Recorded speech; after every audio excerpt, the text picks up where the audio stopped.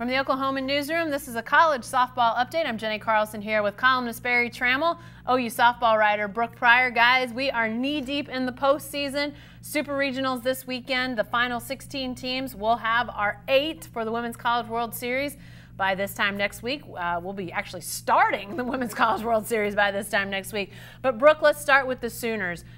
Regional action last year was a little bit of a challenge, a little bit of a roller coaster. Not so this year. They were impressive. What was the key? What was the difference in your mind between what we saw a year ago with those struggles and just dominating through regionals this year? You know, I think to me the difference was the way that they played in the first game against Boston University. Shutout, I believe they won 9-0 or 8-0. It was but it was enough for a run rule after 5. And it was one of those games that OU knew that they had to win after the way that last year started out against North Dakota State, where they lost, which is essentially the equivalent of a 1 seed, or a 1 seed losing to a 16 seed, if you want to put it in college basketball terms. It's the 4 seed beating the number 1 seed, or beating the number 1 seed in that region. And so this time around, OU came out, they dominated early. It was a pitching duel for a little bit, and then the bats really heated up.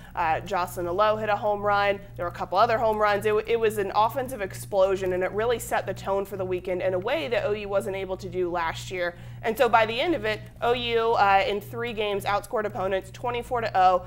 24-0. It's the first time since 2010 that the Sooners have shut out their opponents in the regional round. And I think really just helped OU's momentum, kind of recovered them from the Big 12 tournament where they struggled a little bit against Iowa State and nearly lost to Baylor in the championship game. So I think they have to feel good about the way they came out of that first weekend. Barry, Brooke mentions shut out the 3 opponents, had run rules in a couple games.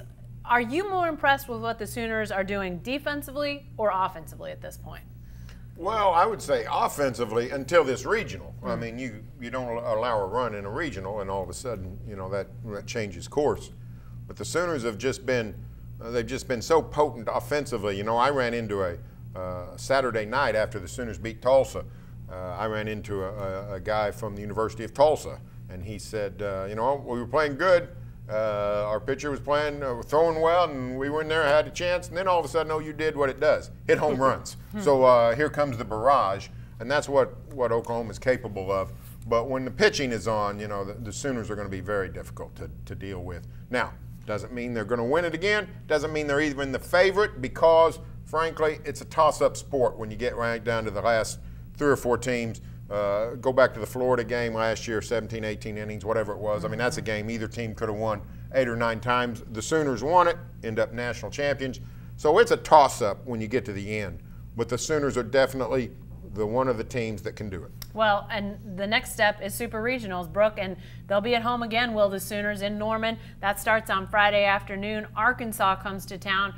Obviously a step up because they had to survive a regional that included Oklahoma State, Wichita State, a couple teams that we know around here to be pretty darn solid programs. But Arkansas is the team that survives that. What's the challenge for Oklahoma as it relates to this Super Regional? You know, I think the challenge is for OU just to keep this momentum going. I think that their pitching should be even better than it was last week. And, you know, one thing we haven't mentioned is Paige Parker's car accident that she was in Friday night. And that kind of put a couple wrinkles in OU's weekend plan. You know, I don't know that she would have started that Saturday game after pitching a complete game on Friday, or pitching most of a game on Friday. OU had other available pitchers in Paige Lowry and Mariah Lopez, and they ended up going with Paige Lowry, but Paige Parker was not available to pitch on Saturday. She ended up starting Sunday because Patty Gasso said that she'd earned that. She'd earned the right to make that call, and so she started and she pitched for I believe a little over 4 innings, but she didn't look as sharp as she normally does, and part of that's a byproduct of really stiff muscles and kind of, you know, the things that come with the after effects of a car accident. Not severe. It was a rear end, a 3-car accident on Highway 9. I actually drove past it as I was leaving the game on Friday and wondered if I knew anyone. Turned out I did. But I think that with her being fully healed, everybody else being fully rested, I think that OU, the biggest thing for them is just to kind of continue that momentum. They'll face another super freshman in Mary Half, the pitcher. She'll be going up against Jocelyn Alo, who both of them together are top 3 finalists for Freshman of the Year. And I think that will be a really fun matchup to watch. Yeah, and it is a 3-game series. Winner to first to 2 wins this.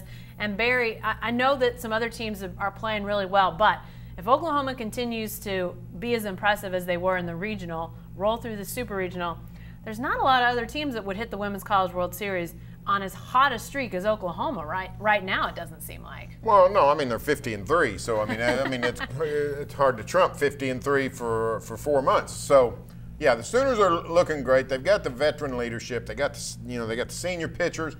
They got the veteran hitters and the newcomers that can wallop the ball. So they've got it all. Patty's done a tremendous job putting this team together, this program. So they've got it. Now, I've seen great teams come to the Women's World Series and not win it. So it's not assured, but to win 3 in a row would be a monumental achievement, and Oklahoma is certainly in the running to do that. Well, they will have some competition if they get to that point, obviously. Brooke, the other top seeds that are top 8 that were super regional hosts all won. Now, UCLA, who ended up in that 3 spot over Oklahoma, they probably had the most struggles of those higher seeds.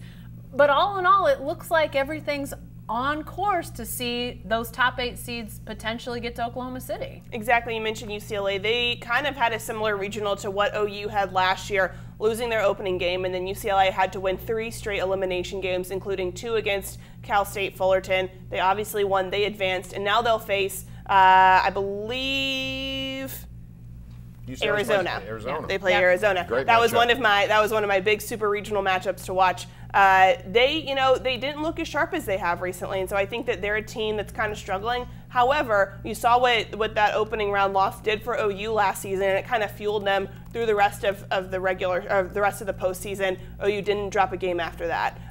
Don't know how UCLA will respond. Clearly, they responded well enough to escape that regional. Another team that I would say to watch, and for different reasons, is Florida. Florida has obviously pitcher Kelly Barnhill has been their ace, has been kind of their anchor for a couple years, but this year they've had Alicia Ocasio, who also pitched last year as a freshman. She came in and had a no-hitter against Ohio State in the regional round. She's someone to watch. She gives Florida more depth, more versatility, and I think that she makes this team really dangerous and in a really good position going into the super regional round, potentially the Women's College World Series. Obviously, a lot of attention around here on Oklahoma, Arkansas, but the other matchups, you mentioned Florida. They'll start on Thursday against Texas A&M. The other Thursday super regional starts include UCLA, Arizona. That's a 3-14, 1-16 Oregon and Kentucky. And then the Friday series, that is Oklahoma, Arkansas, then Georgia, Tennessee. Lots of SEC teams, by the way, as if we haven't gotten used to that. Florida State, LSU. And then the final 2 would be Alabama, Washington, South Carolina, Arizona State. Barry, you mentioned the great matchup between Arkansas, or not Arkansas, I've got OU on the brain, between Arizona and UCLA.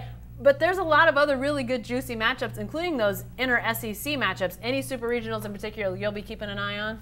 Oh, anything involving the SEC, just so some of them can go down. That's really what it is. We don't really like the SEC around here. If you think you don't like them in football, you ought to try out the sport of softball. I mean, it's an abomination what the NCAA softball committee has done. They've let SEC scheduling policies set up a place where the SEC cannot fail in softball. They give them great seeds. They match them to where somebody's always getting through. It's crazy. We saw a 28-27 team in Missouri come to a regional last week here in Norman. So I'll be pulling for the likes of Oregon, the likes of Washington, the likes of Arizona State. I'm flying the Pac-12 flag this week. Well, it's not. We can't have all 8 teams in Oklahoma City be SEC teams, but we could have 7. There are 7 regionals with an SEC team, including an all-SEC regional, and I mentioned that Tennessee-Georgia regional. So we're guaranteed 1 SEC team, but the Pac-12 has seen a resurgence. Brooke, I think it's safe to say that we're not going to see 7. That would be almost impossible because the Pac-12 is really, really good. They are really, really good. I mean, we mentioned UCLA's struggles earlier, but Arizona State is hosting its first super regional, playing in its first super regional since, I believe, 2013. So it's been a while since Arizona State's been able to make it this far, and I think that shows the strength of the Pac-12 as a whole, especially when you have teams like Washington, Oregon up at the top. Washington also is boosted by the return of Taryn Avello. She was a pitcher in the College World Series last year. She'd been out for about a month with back issues.